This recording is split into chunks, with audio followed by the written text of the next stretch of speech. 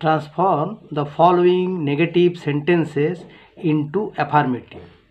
Number 1, the road is not smooth.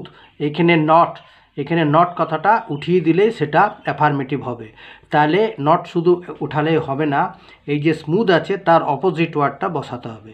তাহলে উত্তর কি হলো? The road is rough. স্মুথের অপোজিট হচ্ছে rough. Number 2, Ritesh is not a careless person.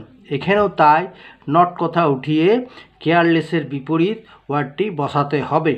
তাহলে রিতেশ ইজ এ কেয়ারলেসের opposite careful person.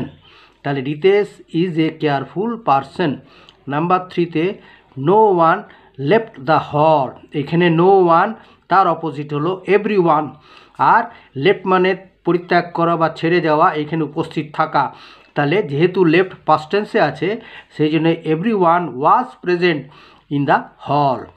Number 4, the box I lifted was not light.